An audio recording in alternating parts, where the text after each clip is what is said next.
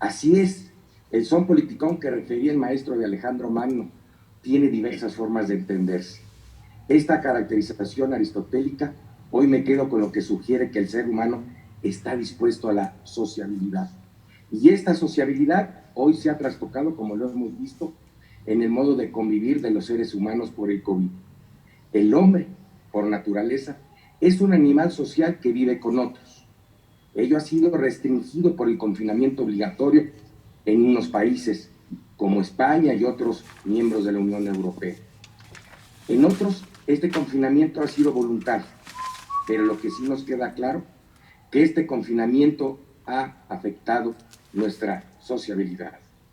¿Cómo será ahora esta sociabilidad? Con esta sana distancia, con estas nuevas medidas que nos impone la sanidad. Por ello nos invita a repasar de nueva cuenta el famoso libro de la política del filósofo griego. En efecto, ahora estamos viendo los posibles cambios a nuestra nueva normalidad. ¿Qué podrá dar nuevos lineamientos en nuestra vida en comunidad?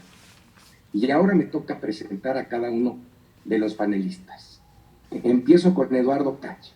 Eduardo quiso ser arqueólogo, pero la vida lo puso en otra dirección, la investigación antropológica de los consumidores. Eduardo fundó Mincode, una empresa de neuromarketing, donde ha hablado del posicionamiento de las marcas y es autor de varias metodologías. Ha escrito cientos de artículos sobre marcas y temas de comportamiento social en publicaciones como Expansión, Reforma, El Mural, El Norte. Hace unos días lo leíamos también haciendo referencia a los griegos. ¿Quién más nos puede hablar de cómo nos ha marcado? ¿Cómo nos marcará en un futuro? Pues le cedo la palabra a Eduardo Cacha. Muchas gracias. Muchísimas gracias, Ulrich. Un honor estar aquí en este evento de la American Society y sobre todo compartiendo con tan distinguidos panelistas.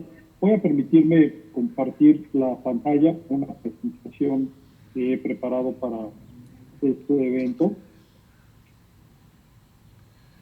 Lo están viendo ya, ¿verdad? Sí. Muy bien. Bueno, pues le quise poner por título No soy yo, es el COVID. Cambios de conducta del consumidor que deberían importarte y qué puedes hacer al respecto, porque las personas estamos influenciadas por todo lo que vivimos y quisiera comenzar por ahí antes de empezar a especular sobre el futuro que viene. Están viendo esta imagen en donde está el individuo en el centro y alrededor del individuo hay dos grandes fuerzas situacionales, dos grandes contextos. Está el biológico, que nos hermana a todos los seres humanos, es una cuestión de nuestra especie, y está el aspecto cultural. Y estas dos cuestiones son fundamentales para entender de qué forma vivimos lo que estamos experimentando actualmente. Me voy a referir primero al aspecto cultural y la importancia que tiene. Esta imagen la tomé hace algunos años en San Diego, California. Es un partido de fútbol de uno de mis hijos. Ellos son los papás de nuestro equipo. Todos son norteamericanos. Y cuando iban a clavar la bandera, yo, que traía la cámara, se me ocurrió gritarles: pónganse como los soldados. Y fue una especie de experimento que me salió bien y de alguna manera muestra que todos, en cierto sentido, podemos anticipar el futuro, porque era justo lo que yo esperaba.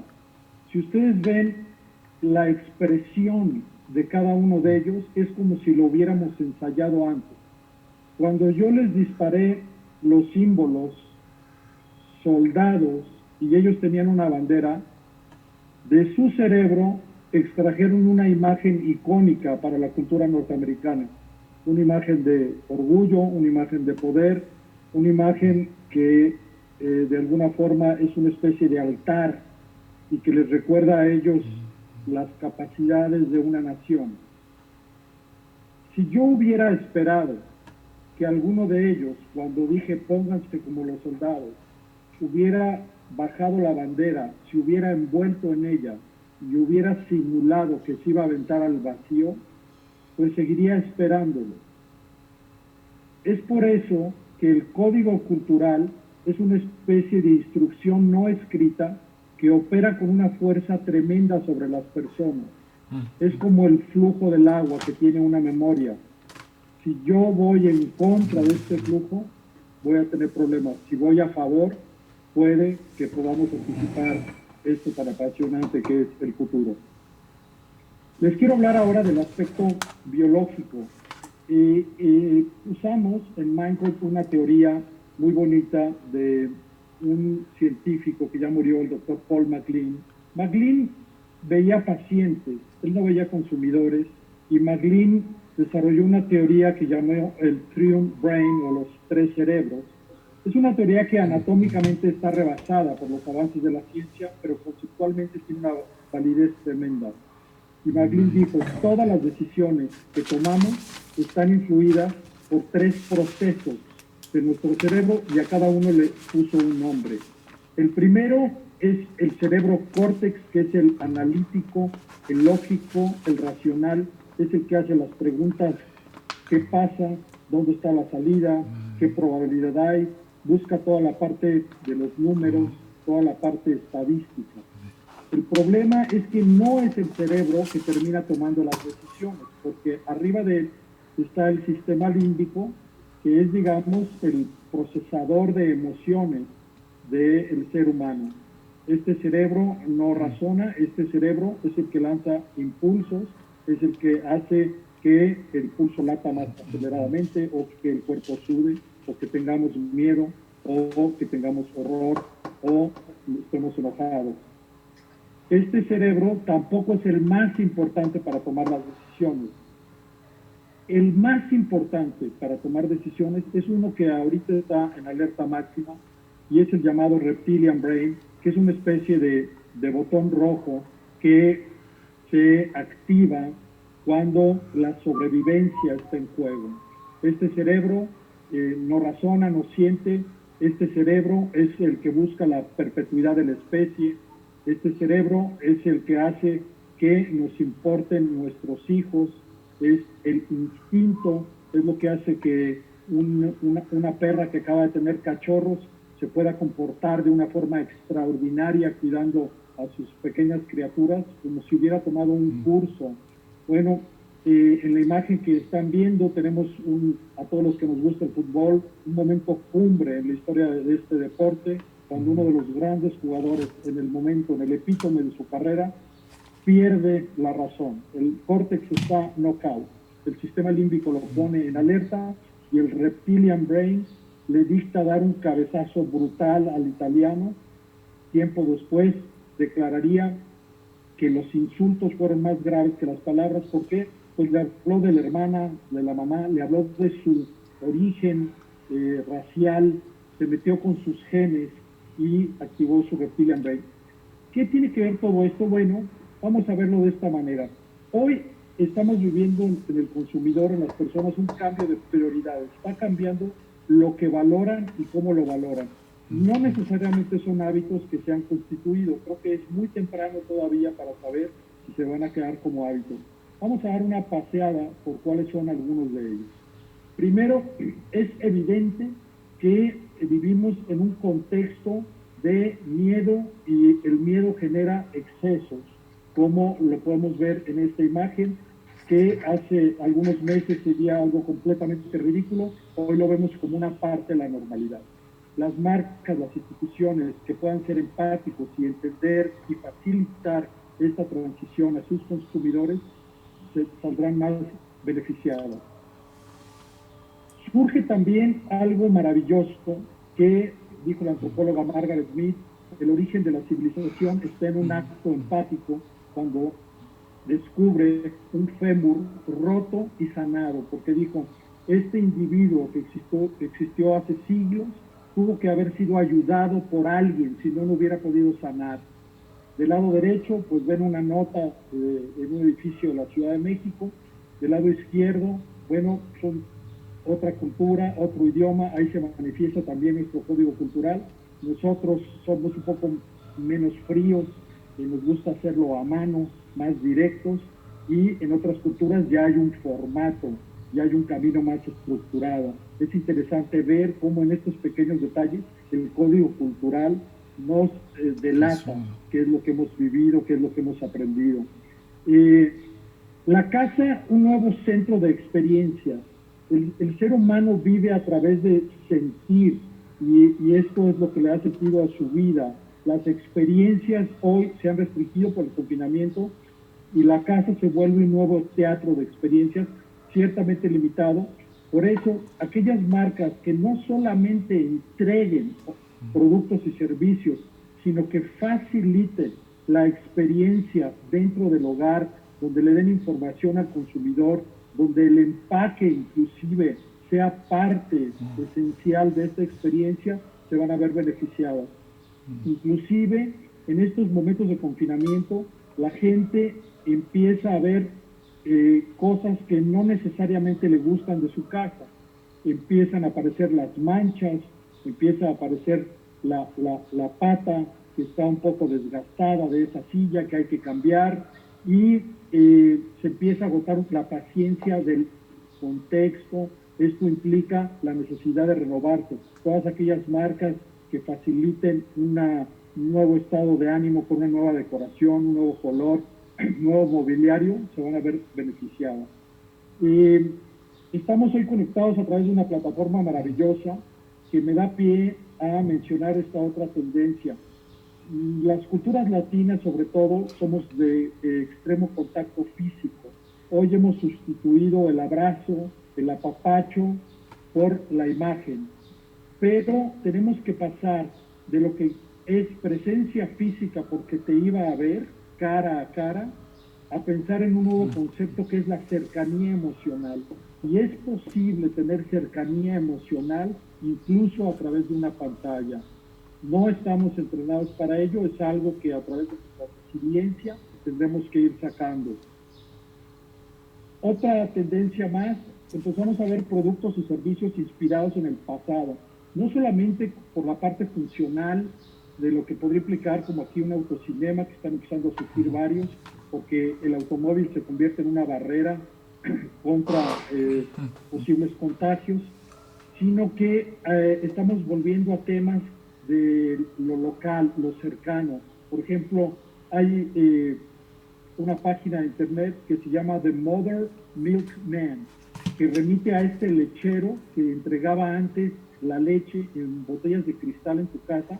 Bueno, es la nueva normalidad. Estamos volviendo a algo que ya habíamos visto, que han visto nuestros padres y por supuesto nuestros abuelos. Algo fascinante es la posibilidad de crear estos personajes a través de realidad aumentada, realidad virtual, inteligencia artificial, que se vuelven compañía para personas que son seres que hablan, que prometen aprender de sentimientos, y es verdaderamente un espacio probablemente distópico. Aquí me remito mucho a la serie Black Mirror, que es una guía para el futuro. Esto que en uno de los capítulos de Black Mirror se anunciaba ya es una realidad. Puedes tomar la fotografía de un ser querido y tener esta presencia de alguien con el que tú tuviste un afecto y podrás hablar con él. Es impresionante, lo cual nos lleva a cuestionarnos cosas como las que tiene este libro, en donde no sabemos cómo llamarles a estos seres, pero ciertamente no son humanos y hay muchas cuestiones éticas y morales que habrá que tomar en cuenta. Bueno, en esta parte final de mi mensaje quiero recordar una máxima que es tan válida antes del COVID como después del COVID. Las cosas valen más por lo que significan que por lo que son. Por lo tanto, es una invitación para todos los empresarios a que no solo vendan productos y servicios, sino que vendan el significado que esto tiene en la vida de las personas. Y para esto les comparto una fórmula muy práctica. Las personas valoran 3 grandes aristas cuando hacen un consumo, ya sea que haya dinero de por medio o no. La parte funcional, que es qué es lo que vendo, ahí cualquiera lo puede responder. La parte emocional, que responde a cómo hace sentir lo que vendo, que use en mi marca. Y la más importante de todas es qué significa mi marca para quienes la compran, más allá de qué es. Y aquí claramente es donde puede haber una enorme oportunidad de diferenciación. Y otra forma de leer este diagrama es así. Lo funcional es lo que haces, lo emocional es cómo lo comunica y lo simbólico es por qué existe tu empresa. ¿Cuál es la gran razón de existir si solamente tienes una gran razón de existir? Finalmente, es un hecho que en nuestra cultura, particularmente la mexicana, no somos muy afectos a ir al psicólogo, a ir al psiquiatra, pero la salud mental es algo que llegó para quedarse, es algo que tenemos que aceptar, que tenemos que atender y es algo que no tenemos que ver como una excepción, sino quizá como una regla, porque así como el cuerpo necesita mantenimiento, también lo necesita nuestra mente. Hasta aquí dejo esta primera intervención. Muchas gracias. Muchas gracias, Eduardo. Y yo voy a extrañar ahora, como tú lo refieres, el contacto físico de darte un fuerte abrazo y felicitarte por tu espléndida exposición. Y ahora voy a pasar a un gran politólogo, a Carlos Elizondo, que es doctor y maestro en ciencias políticas por la Universidad de Oxford. En esta aventura ciudadana que hemos transitado, he coincidido con Carlos en diversas ponencias con organizaciones ciudadanas. ¿Quién no lo conoce? A don Carlos, que también escribe en los periódicos en el Excelsior y destaca su participación como portavoz de los ciudadanos al cuestionar a políticos, funcionarios y analistas en el programa La Otra Urna del canal de Proyecto 40. Además, con nuestro otro panelista, Federico Reyes Oroles, conduce el programa Primer Ciclo. Bueno, es un placer tenerte aquí, don Carlos, y poderte escuchar con toda tu exposición. Muchas gracias y bienvenido. Gracias, Ulrich. Un gusto estar contigo y con todos ustedes en este panel. Agradezco a la American Society esta oportunidad. Una aclaración o dos. El programa La Otra Urna falleció hace unos 10 años. Ay, bueno, aquí. Y la columna que ahora escribo, la escribo en Reforma. Pero en fin, son detalles. Yo pues voy a hablar de lo que sé y que para proyectarlo hacia el futuro siempre es muy poco. Aquí tenemos grandes mentes que están viendo otros planos de la realidad y tratando de proyectarlos hacia el futuro.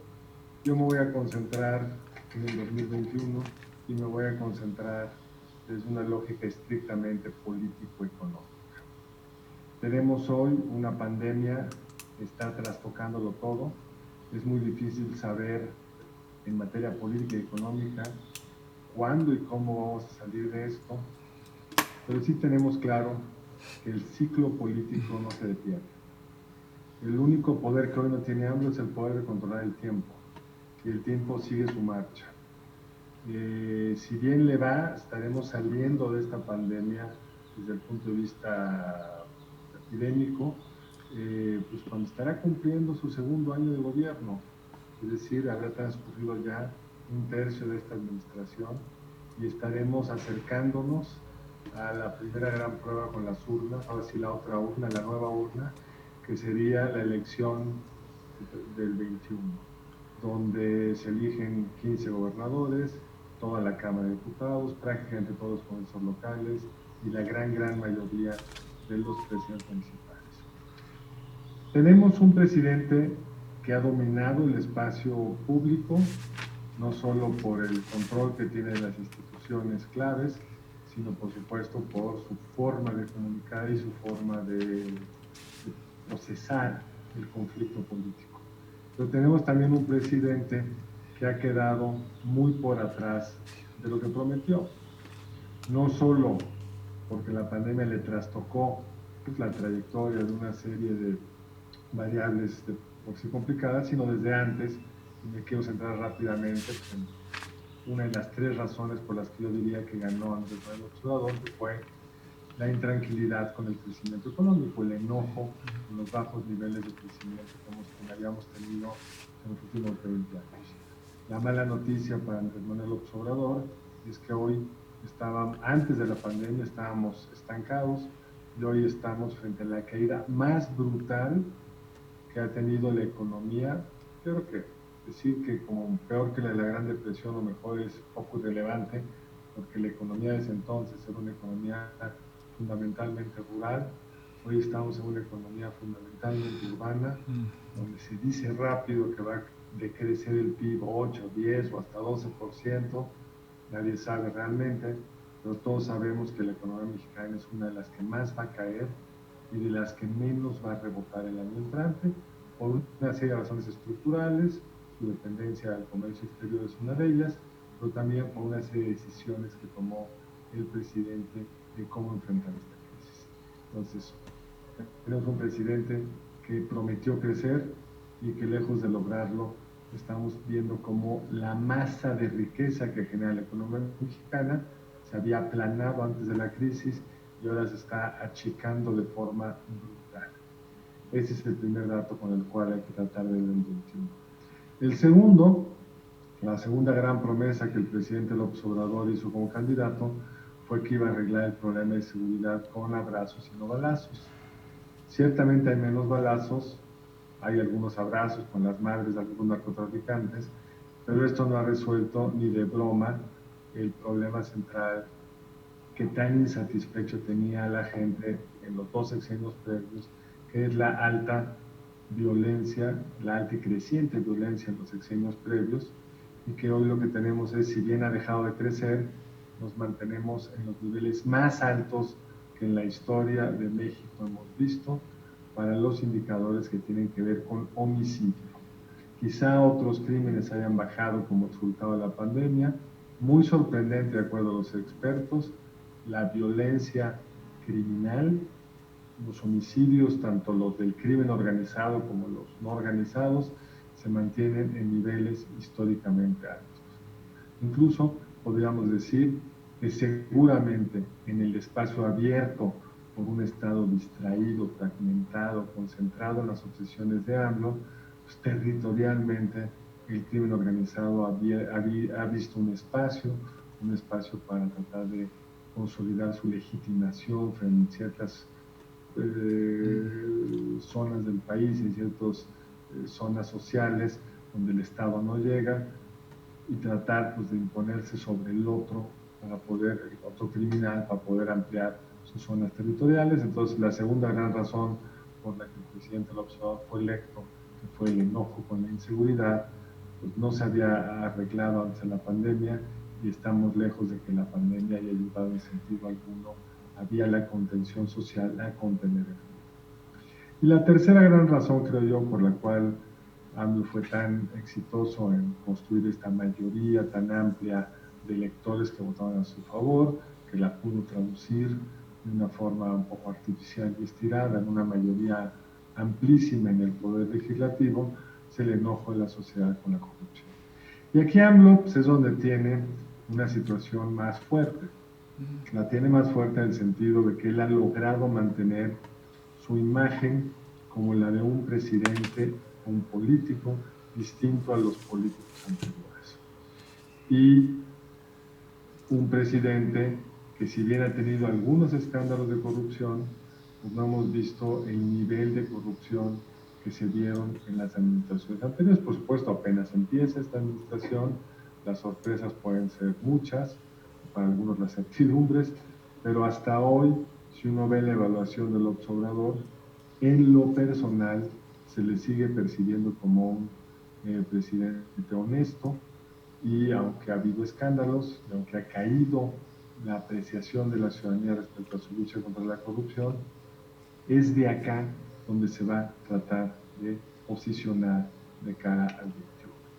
Es decir, un presidente normal con una situación económica y de seguridad como la que está enfrentando el presidente López Obrador estaría condenado a perder su partido en las elecciones del 21.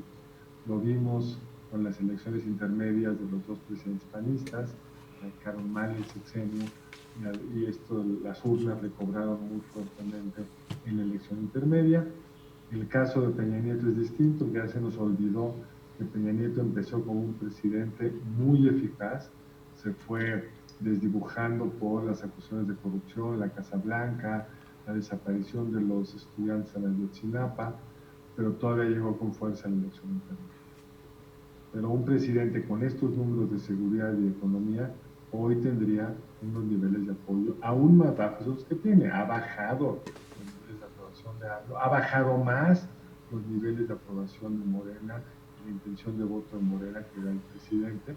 Pero el presidente yo creo que lo que va a tratar de construir de cara al 21, ya lo ha anunciado de diversas formas en su discurso polarizador, hace unos días, o estás conmigo o estás contra mí, lo que está queriendo construir es una narrativa de ¿quieres regresar a ese pasado corrupto o quieres seguir en manos de este esfuerzo transformador y tratar de llevar ahí todo el debate político?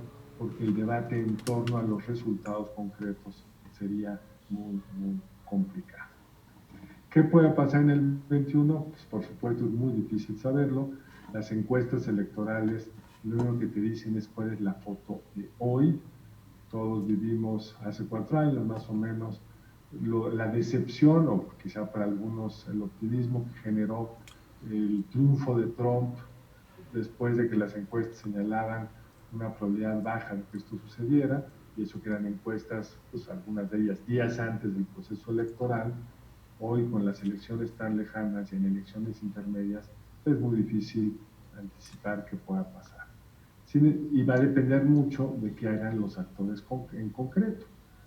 En particular, si la oposición se va a poder mantener de alguna forma estratégicamente unida, como un frente como tal o actuando estratégicamente, porque lo que sí sabemos hoy es que a pesar de la gran subida en los indecisos, de la gran caída de Morena, el PAN y el PRI están como electrocardiograma de un muerto, o sea, no han mejorado de forma importante. Si logran mantener un frente unido, si logran evitar esta polarización entre buenos y malos y lograr construir un mensaje atractivo, distinto, que combine la crítica con una construcción de futuro, quizá el 21 sea el momento donde López Obrador tenga que enfrentar finalmente el tipo de restricciones que hoy no tiene, y cierro con ello, esa falta de restricciones, yo creo que es en parte lo que explica un tan mal gobierno, porque todo el poder en general te genera un entorno donde no logras administrar bien tus propias funciones, pero en fin, eso es una historia que tendremos que ir viendo hasta qué punto se valida. Agradezco mucho a ustedes su paciencia y estaré listo para la siguiente ronda. Muchas gracias. Muchas gracias. Ahora continúo con el doctor Federico Reyes Heroles, también estudió Ciencia Política en UNAM y es comentarista y fundador de la revista El País y de los principales diarios de este país. Federico, te cedo a ti el uso de la voz. Bueno, yo quisiera comenzar agradeciendo la invitación y reconociendo que American Society ha sido una institución que desde hace mucho tiempo, diría yo, aumentado las relaciones entre nuestros dos países en lo que yo creo que a la larga es lo más sólido, que es la cultura y la amistad, el entendimiento a través de un acercamiento. Yo creo que American Society, tanto aquí como allá, ha hecho un gran trabajo, y qué bueno que se dé esta mesa, y qué bueno que esté Larry ahí, que esté Raquel y Patti y todo el grupo. Los felicito y todo mi apoyo. Ahora, a mí me gustaría reflexionar sobre lo que no debemos permitir desde la perspectiva de una institución como American Society. Es muy probable que veamos una reacción pendular frente a la pandemia. ¿A qué me refiero con pendular? Esta fácil explicación de que la globalización produjo la pandemia, las versiones paranoicas de que fue un bicho elaborado por China para perjudicar a Estados Unidos o elaborado por los propios Estados Unidos para echar a pique la economía de China. Y ustedes pueden decir, bueno, es que eso no lo podemos, ninguno de esta mesa lo cree, y sin embargo la gente en la calle sí lo cree. Cree que existe ese tipo de acciones, y la reacción pendular nos podría llevar a decir la globalización, de nueva cuenta, es la culpable de esto que estamos viviendo. Hay que volver a cerrarnos, hay que tratar de tener economías menos interdependientes, y esa cerrazón no solo sería económica, sino sería, lo estamos viendo, también política. Esto ha ocurrido ya en algunos países de Europa, en donde los discursos nacionalistas han vuelto a florecer. Ustedes lo saben muy bien, y la pandemia les ha ayudado. Y creo que es ahí donde tenemos que intervenir, porque además esta reacción pendular viene cargada de un alto contenido de pensamiento mágico y un pleito sistemático con la ciencia. Lo vemos en las explicaciones que la gente se da a sí misma de la enfermedad, lo vemos en los gobernantes, en México en particular. El pensamiento mágico últimamente ha cobrado una fuerza que jamás nos hubiéramos imaginado, de los escapularios a los aceites de cítricos, y las explicaciones que no son científicas reciben mucha luz, y las explicaciones científicas, como puede ser el cubrebocas, que debió de haber usado el señor subsecretario hace 3 meses, no hace 2 semanas, esa no recibe la atención debida. De tal manera que esta reacción pendular trae pensamiento mágico, un ataque soterrado y no tanto a la ciencia, y creo que es ahí donde nosotros tenemos que intervenir tratando de centrar el debate. Lo peor que podría ocurrirnos es que después de estos terribles meses de pandemia y con decenas de miles de muertos en nuestros 2 países, vayamos a pensar que la salida es echar atrás la interrelación económica, comercial y cultural que tienen México y Estados Unidos. Creo que es importante que no perdamos de vista los datos centrales de cómo ha habido una reducción muy importante en las carencias sociales, por lo menos del lado mexicano. Pienso en agua potable, pienso en electricidad, pienso en consumo, cómo ese consumidor, el actor central que nos ha permitido conducirnos en las últimas décadas hacia niveles de bienestar que no teníamos antes. Es muy fácil decir que antes vivíamos en el infierno y que ahora estamos en la construcción de una ruta hacia el Edén, pero el hecho concreto, como lo decía Carlos hace un momento, es que vamos a enfrentar la peor crisis económica de muchas décadas, y esa explicar esa crisis tiene que ser un acto de sensatez para que no haya lucro político y mentiras. Estamos en ese, como lo dijo Snyder, al fin y al cabo, en el gobierno, en la era de la posverdad, los tiranos ganan con las mentiras, y no queremos tiranías en ninguna parte. Entonces, me parece muy importante que seamos capaces de defender en el buen sentido la modernidad que hemos logrado. Esta palabra que hoy es tan odiada es una palabra que nos permite tener unas ciertas metas comunes. Modernidad me refiero, ¿podemos o no podemos reducir aún más la pobreza? Claro que podemos. ¿Podemos o no llevar bienestar a muchas familias? Claro que podemos, pero necesitamos generar empleos, necesitamos tener confianza del inversionista, necesitamos tener reglas claras para que los inversionistas vengan a México con confianza, necesitamos que el comportamiento social sea un comportamiento adecuado. La gran diferencia ahora con lo de la pandemia, en muchos sentidos no ha sido solo las medidas adoptadas por el gobierno, sino la reacción de la gente, del pueblo, hacia sus gobernantes y hacia las medidas sanitarias que se han propuesto. Creo que es un momento muy delicado, en donde al contrario debemos de repensar cómo fortalecer las instituciones internacionales. Estoy pensando en la debilidad de Naciones Unidas frente a este tipo y la OMS alrededor de este tipo de situaciones. No se trata de debilitarlas, sino al contrario de fortalecerlas. Y que dentro de 2, 3, 5 años podamos decir, bueno, la pandemia nos ayudó a ser más globales, más justos, más prósperos y más institucionales. Si logramos encauzar el debate hacia allá, creo que como generación nos podremos sentir tranquilos de haber hecho lo que podemos hacer, que es precisamente introducir todos esos matices. Mil gracias y ojalá haya sido útil.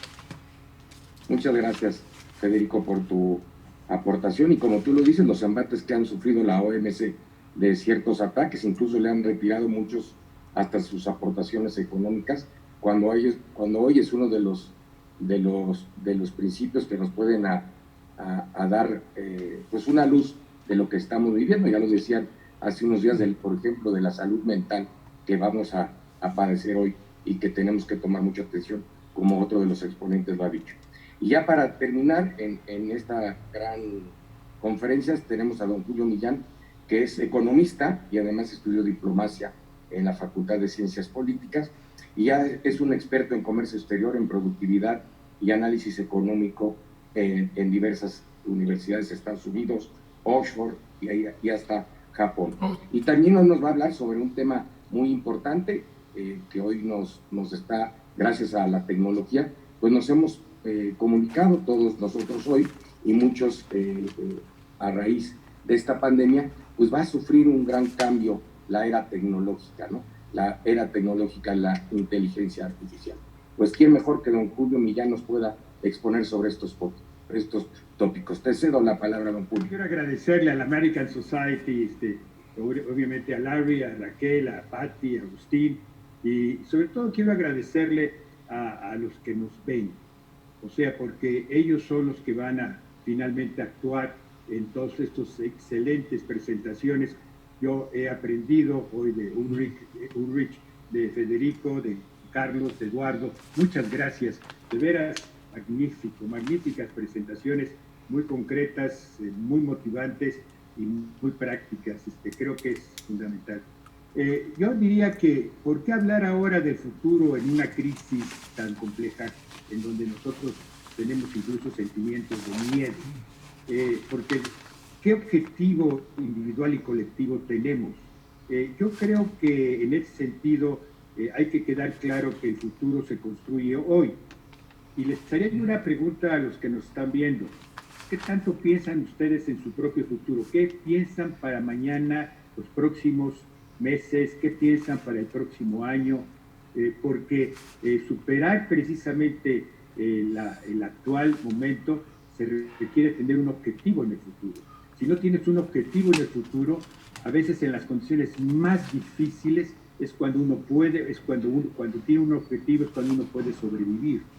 Y es una de las cosas importantes, porque déjenme, yo quisiera hacer hoy en un tema tan complejo como es la inteligencia artificial y propiamente también la 5G, es hacer un poco de provocador. O sea, déjenme provocar, y si tienen un papel y lápiz apunten, porque voy a dejar algunos conceptos y ojalá que los estudien después, porque la verdad es de que la inteligencia artificial es un tema extremadamente importante para la humanidad. Ya estamos viviendo parte de esto. Hoy es como decían hace un momento, pues tenemos un mecanismo de comunicación, y es pero la tecnología, lo que viene siendo la inteligencia artificial, es un poco la imitación de las funciones del ser humano. O sea, es como una máquina, imita funciones nuestras, y habla, dirige, maneja, razona, aprende, pero cuando ya la inteligencia artificial podría llegar a tener condiciones de pensar y emocionarse, que es una de las cosas que están viendo, es una de las cosas más complicadas que podríamos considerar, porque esto llegaría con la singularidad tecnológica.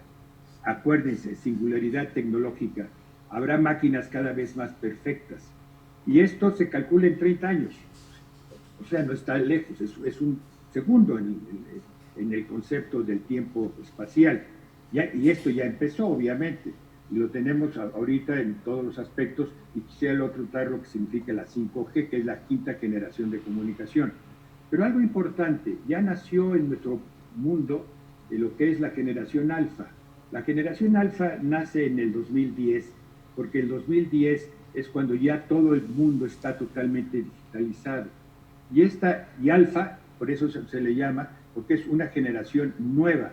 Y yo creo que en ese sentido, ellos van a vivir ya la inteligencia artificial cuando tengan 40, 50, 60 años. Y creo que esto nos lleva a nosotros a una situación importante de considerar. Ya se ha señalado aquí. Ahora vivimos un mundo interconectado por medio del Internet. Y yo creo que una de las cosas que tenemos es de que la 5G o sea, la red, la quinta generación de red inalámbrica, es un cambio sustantivo, o sea, es impresionante lo que representa la parte exponencial de los dispositivos conectados y la velocidad. Entre sus aplicaciones, por ejemplo, es un acceso inalámbrico, fijo, o de computación móvil, es una realidad que se llama extendida para uso de Internet de las cosas e incluso mejoras actualmente de la industria 4G.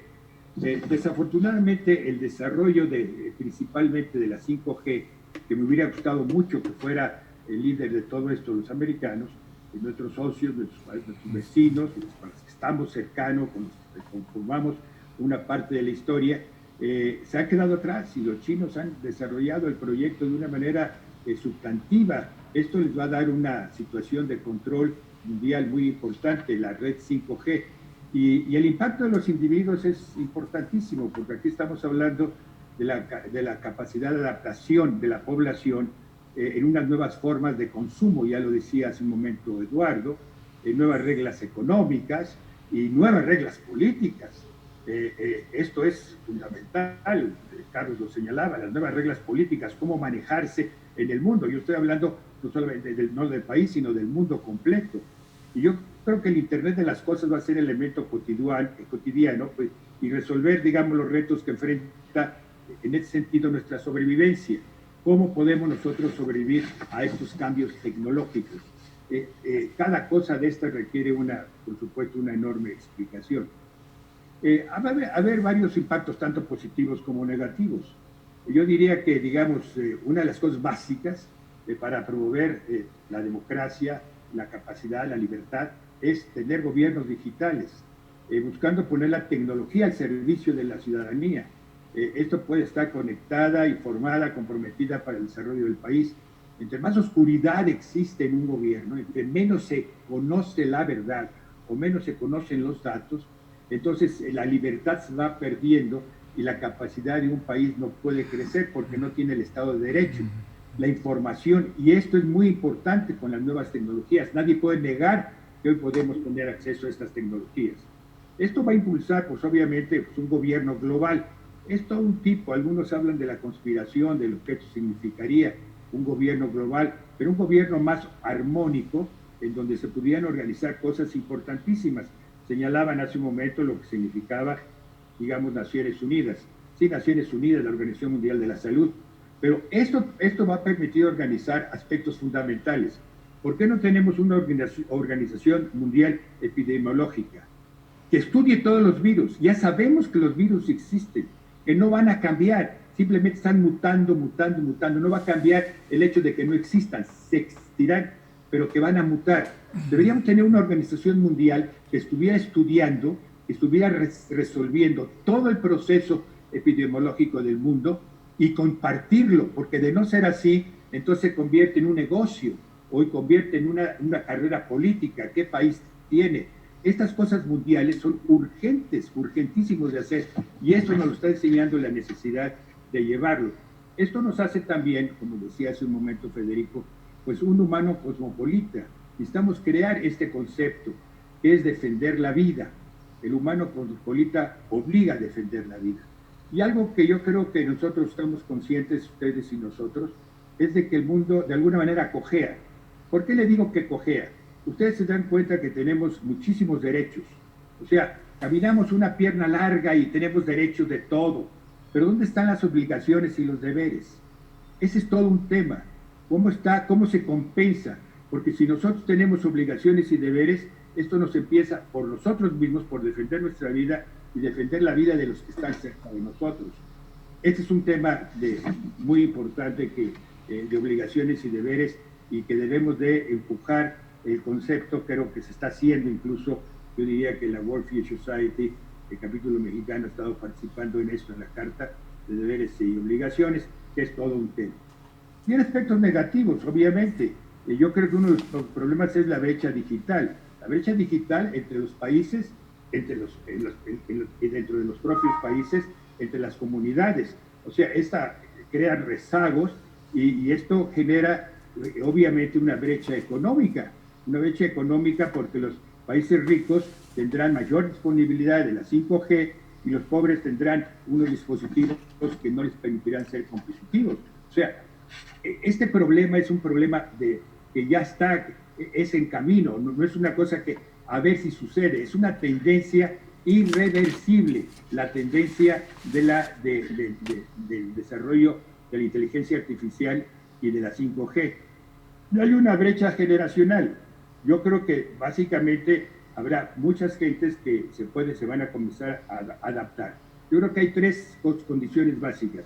Los que vivimos hoy, y de acuerdo a la edad, los jóvenes, se van a adaptar más rápido.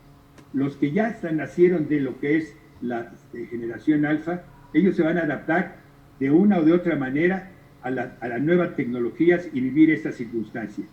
Y los que nacerán posteriormente serán los realmente beneficiarios de una situación global diferente.